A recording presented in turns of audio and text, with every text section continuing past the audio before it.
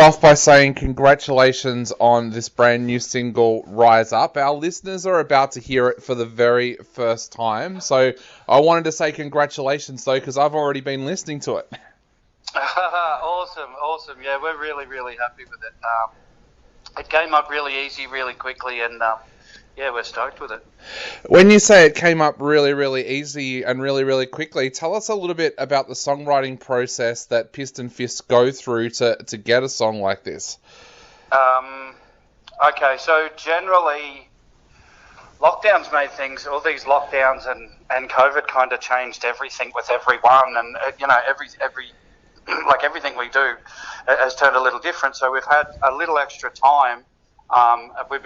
We're in the process of writing a full-length album. This is one track off the album.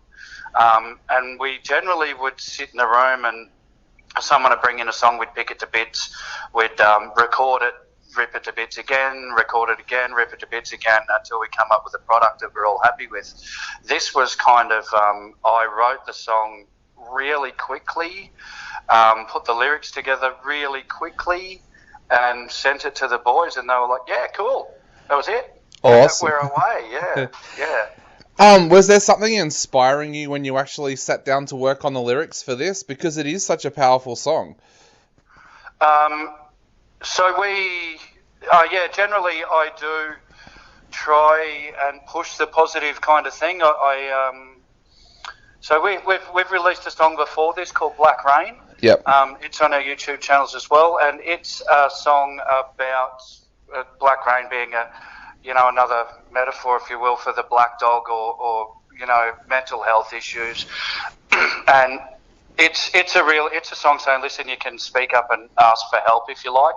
Rise Up's just a different kind of song where you kind of, you can believe in you if you like. You can, try and be positive and rise up through the negative that gets thrown at you in the world the way it is today. There is just, it'd be really cool if there was no negative, but it is a thing, and you don't really have to listen to it. That was kind of the point. Yeah. As someone that suffers from anxiety and depression themselves, I know this song has got a real power to it because of that. Do you find it fairly easy to write about deep topics like that's also going to speak to people that might be going through a rough time? Absolutely.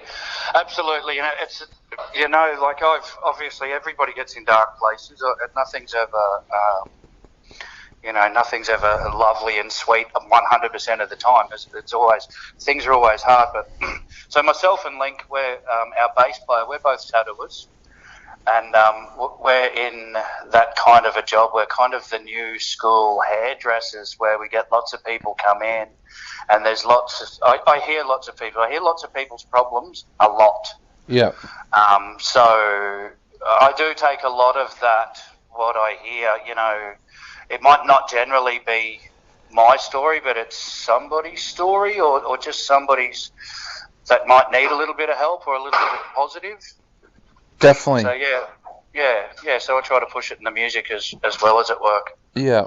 You mentioned that you guys are working on a feature-length album at the moment as well. Have you found that some of the times during COVID that's actually helped to work on that album? I know a lot of bands down here in Melbourne that whenever there's been a lockdown and they haven't had to go to work, they've spent that time working on the album. Is that something that you guys have been able to do as well, even though I know Queensland hasn't had as many lockdowns as Melbourne has? Yeah, definitely. Well, in the first lockdown early last year, in March, I actually built a small recording booth at home. So it meant, it was kind of action stations. Oh shit, I don't know how long this is going to go on for, whatever. What am I going to do? What am I going to do? Oh, I'll tell you what, I'm going to build something and I'm going to play my guitar and I'm going to write like a madman. And the other boys kind of took on the same thing. We're not young guys. We've been around playing music. We're a young band, but we're not young guys. We've been playing music and touring and recording and all that sort of stuff for a long, long time.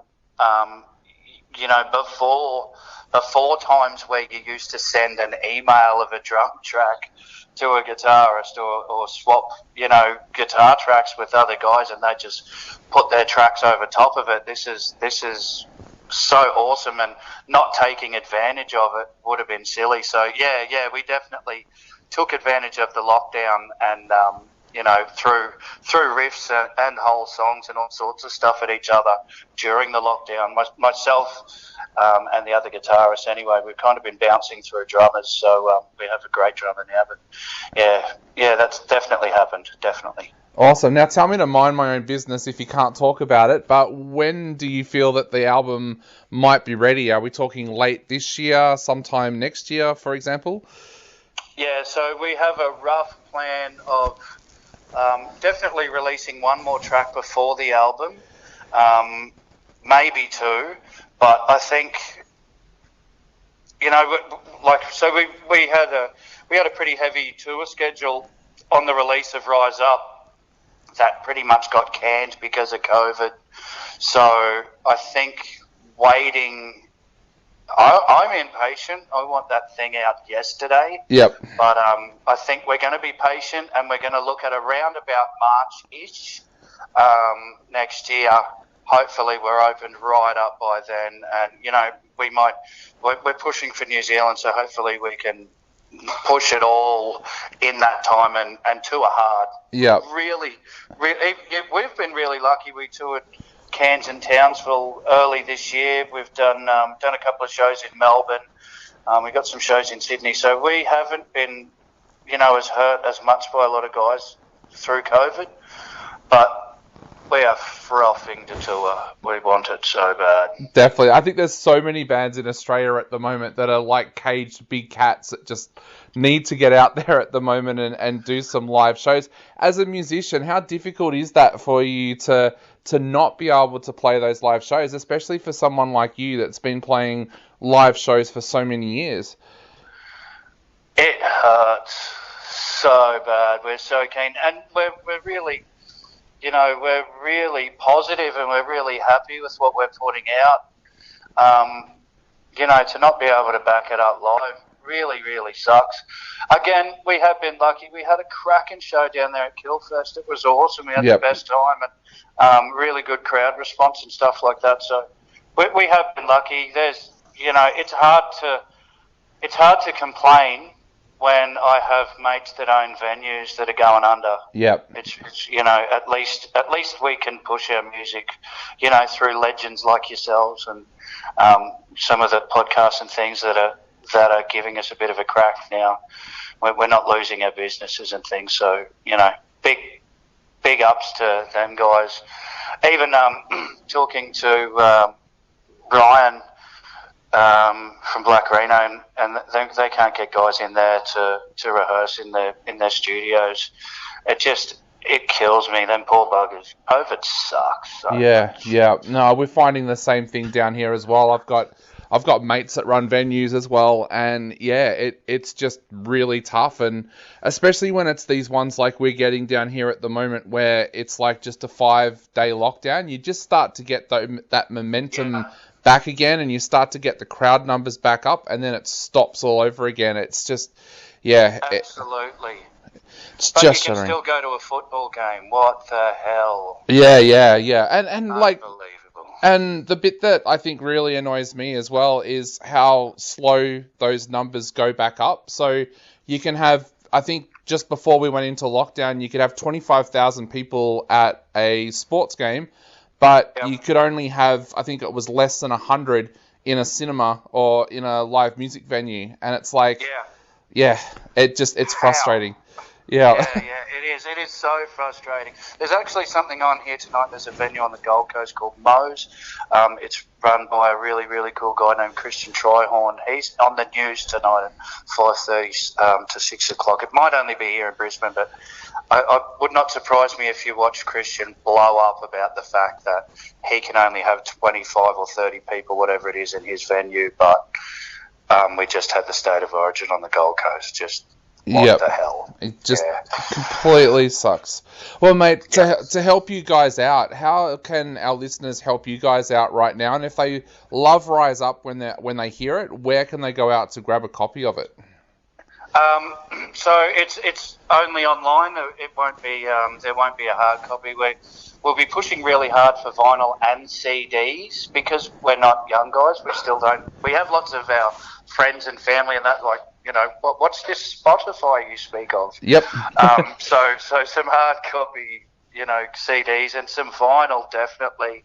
But yeah, we're on, you know, Spotify, YouTube, iTunes, all your favourite channels and things like that. Get on there and subscribe, and all them good things would be awesome if you could. Definitely. So, and through our Facebook, you can hit us up for merch. We have hoodies and T-shirts and all the cool stuff. So yeah, that would be super helpful. Awesome. Well, we hope our listeners do snap up some of those and some Piston Fist merch. It would be absolutely fantastic at the moment. So will some vinyl. I cannot wait to hear some vinyl from you guys as well. But for now, we're going to play Rise Up for the first time. So is there anything you would like to say to our listeners before they listen to this fantastic track? Look, I hope you enjoy it. Have fun. Hope the lockdown's over very, very soon for you guys in Victoria. Look after your mates and try not to be a dick. Cheers, guys. Great advice. Well, Geoff, thank you so much for coming on the show today. It's been an absolute pleasure chatting to you, and we cannot wait to see you guys back in Melbourne sometime soon as well. Awesome. Thanks for having me. Really